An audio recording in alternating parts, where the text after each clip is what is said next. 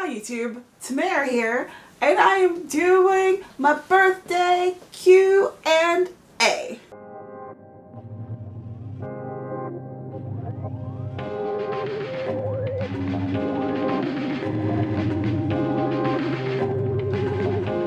If you're new around here, let me introduce myself. My name is Tamara, and I talk about books and writing. One of the things I do for my birthday is to do a Q&A.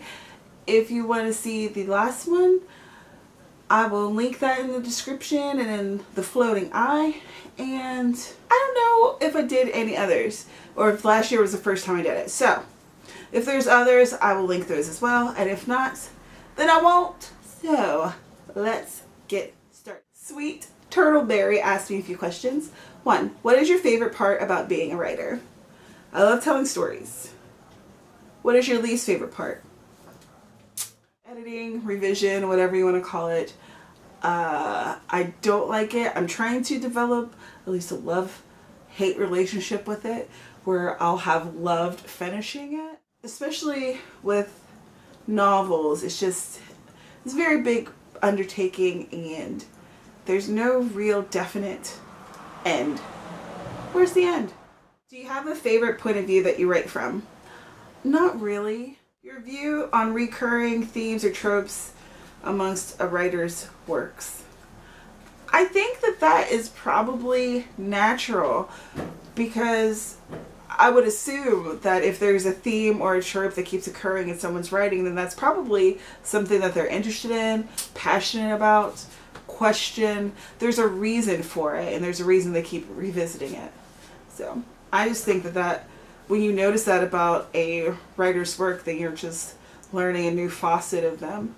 And if it's not something that you enjoy, then there's so many authors, so many books, so many books. Do you think social media helps as much or more than it hurts the process? That question, oh, that question, oh, that's hard. Okay. Okay. I think, damn, that's a hard question. All right.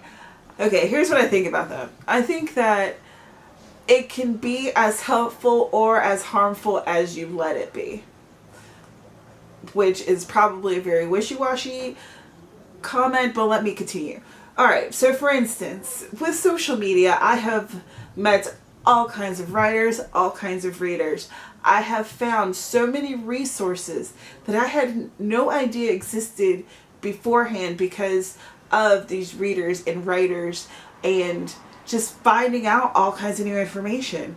Literally, my knowledge of self-publishing has been established through watching YouTube videos and joining Facebook groups and talking with all these different people that I probably wouldn't have ran into otherwise. And in that sense, it's an incredible resource and so powerful. But with great power comes great responsibility. I'm such a nerd. As we all know, it's very easy to become way too involved in social media, and you look up, you've spent an hour on Twitter or 2 hours watching YouTube videos or hours arguing with people on Facebook or whatever. So even though social media can be a great resource and a wonderful way to build community and reach out to people, it can also be a gigantic time suck. So personally, I've been trying to limit my time. Some days it works, some days I end up on Twitter for hours. Clare has a YouTube channel, and I'll link that in the description. When is your cozy mystery going to be out? I want to read it. Thank you for wanting to read it. That's wonderful. And I'm not sure. Huzzah. I am thinking about a few different ways to do a release. And I will actually probably talk about that on this channel if anyone's interested. Right now, the cozy mystery that I'm writing, it's set more in autumn, in September, like end of September. And I was trying to figure out, okay, if something's set more in autumn, does it work better for it to be released in that time period? And then I was thinking about subsequent books that could follow it up, how it would work to have them hit like holidays. And then I was thinking about rapid release, and I have a lot of things that I've been researching and actually trying to figure that out. If y'all are interested in learning more about release dates and how it's created and like what are some of the things that people are finding that works for them or what have you, let me know and I'll start making videos about the research that I'm doing. I find it interesting and I find stuff like this interesting, but I don't know if y'all do, so just let me know. Nat Cuddy, she also has a YouTube channel, and that is Pickles Reads Books. Am I correct? Anyway, so I'll leave her link in the description too. What is your favorite thing to eat at 2 a.m.? That's a good question because I'm an insomniac. If you've been around here, or if you're one of my Twitter followers, then you'll know. Or if you're on my Snapchat, then you've probably seen the occasional, I'm awake, I don't know why it's 3 a.m. If there's leftovers, that's the first thing because I like a good leftover because it's already made and I don't have to do anything. And then the next thing, if we have any like bags, individual bags of chips or crackers or anything like that, I grab that because then it's a little thing and I don't have to. It's all about ease ease of access.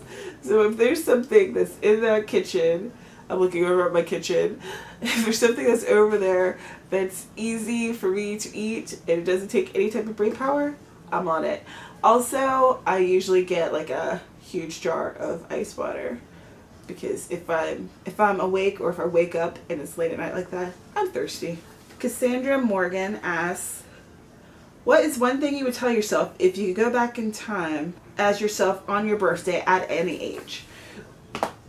When I was 15, my family totally forgot about my birthday. Like literally 16 candles. Remember that movie? Yeah, me. But there wasn't that great moment of reckoning where I got to kiss the cute guy over the cake with the candles lit. Yeah. And my feelings were so hurt. So hurt. And it really upset me. I would tell 15-year-old Tamara on that birthday that it's okay because you are going to have so many birthdays where amazing, awesome things happen and you're going to be surrounded by very cool people doing hilariously fun and ridiculous things. Your family forgetting is not a reflection of you as a person or your place in the family. That's what I would tell her. Or me. Let's ask, is Hawaii awesome? How long have you been there? Do you want to come back to the mainland ever?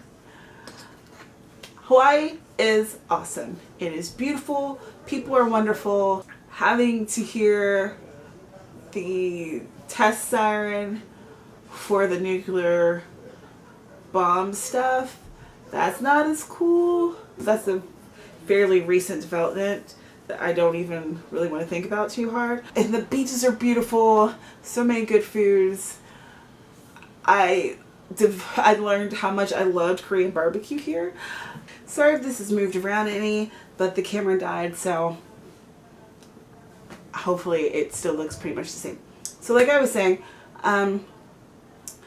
it's too expensive and it's very far away from our family and friends. So if there's some type of emergency, we can't get to them. And my mother she's more advanced in her age. My grandfather is in his 90s. I want to be closer to home. We've been here for 7 years, and once the mathematician has finished his doctorate, we're going to move to the next place, wherever that may be. But hopefully it'll be closer to West Virginia, because that's where our home base is. Vixen Black asks, do I set up a story binder for my writing projects? No, I don't. I use Storyfy. No. I use Scrivener to write my novels these days, so there's a bunch of different files and things that I can use and organize and move things around in that respect. And with a physical binder, when I print out my novel for an edit, then it goes into a 3-ring binder. But to have one where I'm kind of working out the story, no, I basically just write everything in a file or in a memo pad, because I like to keep things as simple as possible. Diana L. Gunn, she says, happy early birthday, thank you. And she asks, why/how did you start the hashtag Rite Stuff chat? There is actually a link on my author website where you can find out more, and I'll link that in the description, and it'll tell you like more in depth about it. But to sum it up, I was in a group called Rite Stuff, and they started this chat, and the chat was going, and then all of a sudden no one wanted to host it. And then I stepped in and I was like, I'll host it, cool. And then no one from Rite Stuff was coming to the chat. Everybody just stopped coming. I took it upon myself to change the format, start having like the monthly themes, and I created a Google Plus group at first, but of course now I created the Facebook group, and where we do different stuff in there. And I just kind of took it many more steps than had already been taken, because I thought it was a good idea and I had fun with it, and I like meeting writers, I like giving people more resources, and it just felt like a really good way to expand my writing community and to create one. I just felt like it was a really missed opportunity when it stopped being a thing with that group. And I'm glad that I went this route and just kind of kept it going. And there's a Rite Stuff there's like a Rite Stuff username, and no one's using it. And I really, really wish I could get that. If anyone knows any way to get a username that's been abandoned on Twitter, let me know. The camera died again, and I wasn't even filming for that long, so I think I just need to reformat the disc. Anyway, I'm going to say this real quick. Thank you so much for tuning in and checking this out. Again, my name is Tamara. I talk about books and writing. I just posted, or at least by the time this posts, there should be a book discussion about booktubers publishing, so please check that out. I'll leave a link of that. If you like this video, you want to see more from me, and you haven't already, please subscribe. I really appreciate it. One of my favorite parts of social media is being able to create content and share it with people. So, and I know this was from the Halloween videos, but I love it. And yes, I'm gonna leave this up for as long as I can. So again, thank you, and I will see you in the next one. Bye.